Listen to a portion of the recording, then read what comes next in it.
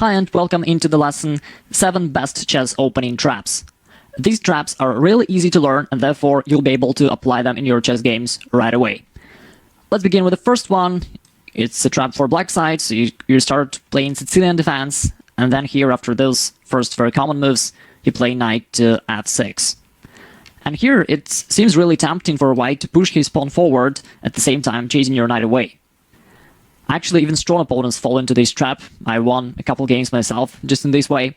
And if white makes that move, the move which you provoked, the move e5, then you have the double attack, queen a5 check, with the double attack of opponent's king and the pawn. And therefore, after white plays any move to cover his king, for instance knight c3, you just grab the pawn and you're a pawn up. It's important to notice here that even if your opponent does not fall into the trap and plays a normal move, for instance knight to c3, then your position is not corrupted, the game goes on, you can play d6 for instance, or develop your knight, or make any normal move, and therefore the trap that you tried to set didn't harm your position in any way. That's also one of the important criteria for the traps that I've chosen for you for this video lesson. Alright, let's go ahead to the next trap. Here's trap number 2. This time you're playing white, and actually you can execute almost the same trap as we have just observed.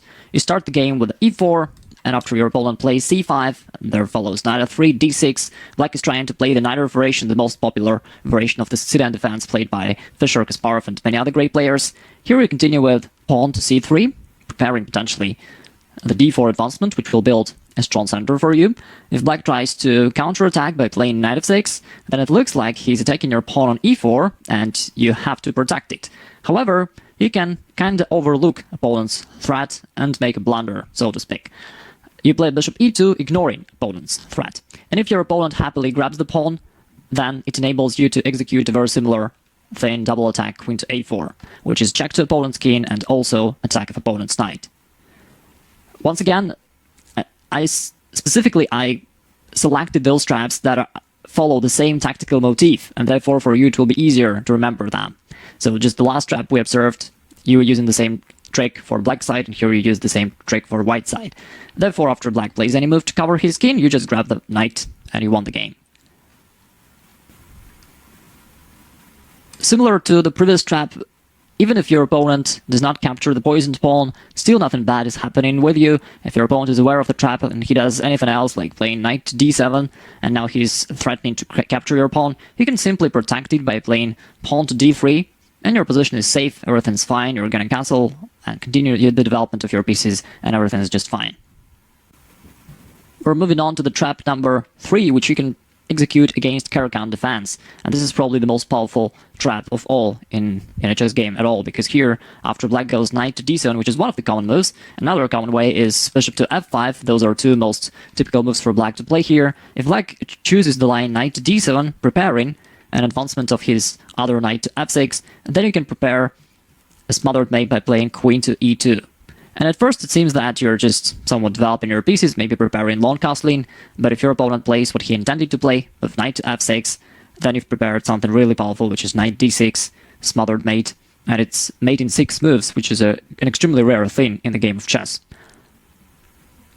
Very beautiful position. If we take a step back, and let's say your opponent is aware of the trap and he does something else, so he does not let you execute your threat. Again, you didn't damage your position in any way, you'll just continue your development. You can go on with knight to f3, develop your bishop somewhere, and probably castle long side, so the move queen to e2 in a way is even useful for you.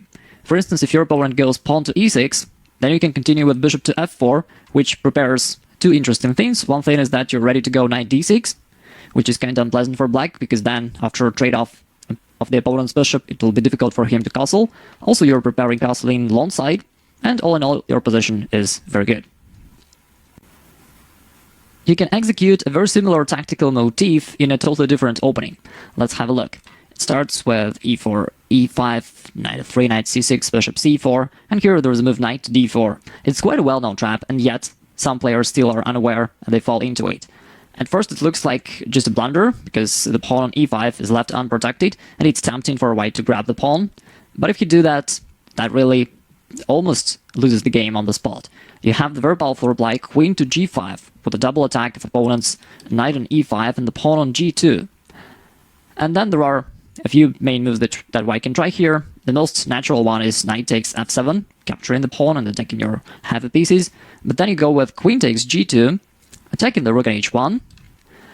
And if white removes the rook from the dangerous square, plays rook to f1, then you can capture the pawn on e4. It is check. White has to play bishop to e2, and then you continue with knight to f3. As you can see, it's a very similar tactical motif, the same smothered mate that we have just observed in the previous example. Let's see what else can happen here after your move knight to d4. White captures the pawn, you go on with queen to g5, and here let's say white still goes knight takes f7, you play queen takes g2. Let's see what happens if white, instead of moving the rook to f1 that we have just observed, what happens if white would take your rook on h8? What happens in this line? Here still everything's super good for you. You take white's rook on h1, which is check. The only move for white is bishop to f1. Then you make another check, queen takes e4. Once again, white has to cover the king. Then you take the pawn on c2.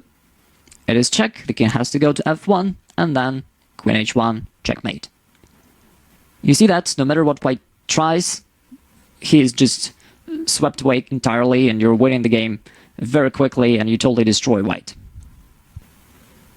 If you wish to know more details about the trap that we have just analyzed, you can find the link in the description below the video. We have a blog post about it where it's covered in greater details.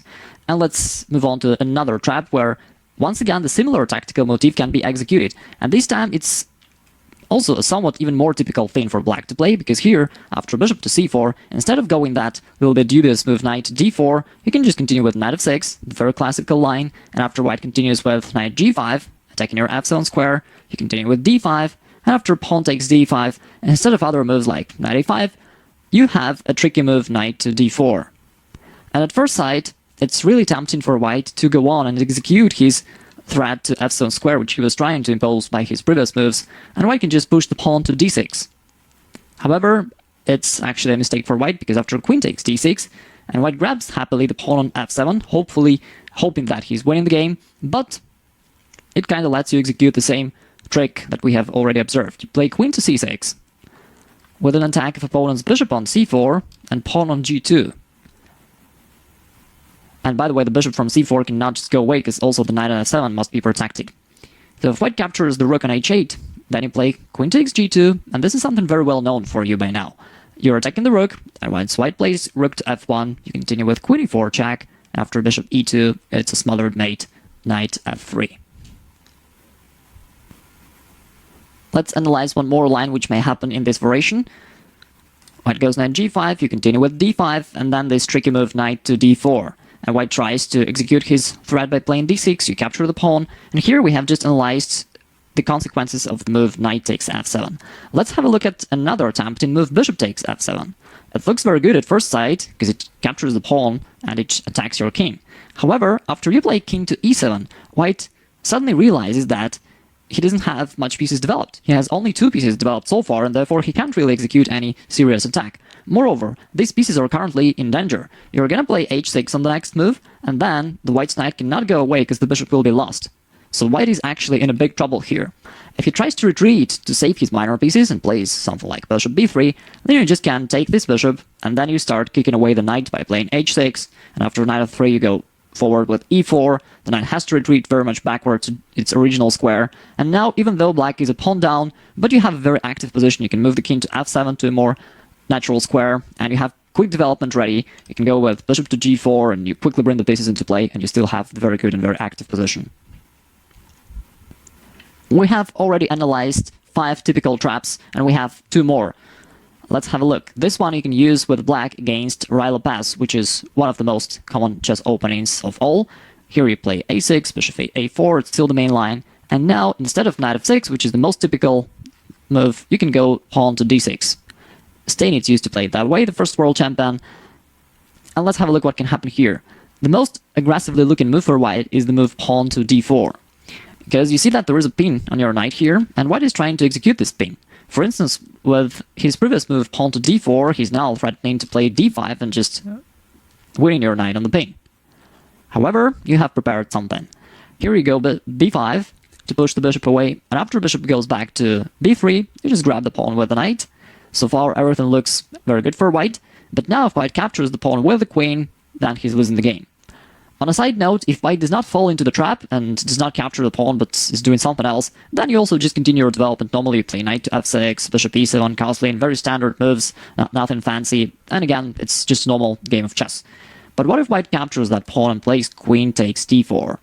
That enables you to play c5, and here's the trick you're going to execute. Right now you're attacking white's queen, and when the queen goes away, you're willing to play pawn to c4, and the white's bishop on b3 is trapped. That's your idea, and that's how you're going to win the piece, that bishop on b3.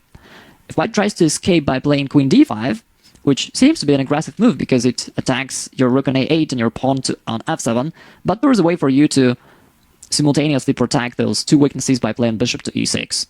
The queen is attacked. If white tries to play queen c6 check, then you cover it with the bishop. And if white goes back queen d5, this time you do not repeat the moves by playing bishop to e6 once again. It will be just a repetition. But now you can see an important difference. By making those maneuver with your bishop, you protected your rook with the queen. And therefore now it's not a problem for you, and you can go on and execute your main threat. You can push the pawn to c4, and the bishop is trapped. That's how you win the bishop, and with this serious material advantage, hopefully you'll win the game really easily. Here comes the last trap of this lesson. It starts with white, you go with e4, and then it happens if black chooses to play Sicilian defense, and particularly the Sveshnikov variation, which is very popular these days. Lots of strong players play it, and of course lots of amateur players repeat this strategy with black. And here goes the main starting position of Sveshnikov defense. Usually on the next moves, black are playing a6 to kick off your knight, and then continues with pawn to b5 to expand there and continue chasing away your knight. And the main move for white is just to develop the bishop to g5, which is certainly a good option. However, in addition to that, you can do something else. You can go with your knight to d5. You have created a very straightforward threat of making fork with your knight, going knight to c7, which would double attack opponent's king and the rook. By the way, I've noticed that in blitz games sometimes this threat actually does happen, because oftentimes your opponent who plays the Sveshnikov defense, at this point he was going to play pawn to a6, and oftentimes he pre-moves it, or he's just really pushes that pawn to a6 on the next move quickly without evaluating your move really, and that's how he can fall into this very straightforward threat of yours. But even if your opponent does a better move and grabs the knight, then you capture with a pawn, and that goes knight e7, the most natural move. You continue with pawn to c4, and here all of a sudden the most natural move for black, the most natural looking move, which is pawn to a6, is losing. There is a move queen to a4, which pins the pawn on a6, and therefore black cannot really take your knight. So he can, but it will lose the exchange. So you grab the rook, and you won the exchange, and with the material advantage, everything's great for you. Let's see if there's anything else that he can do.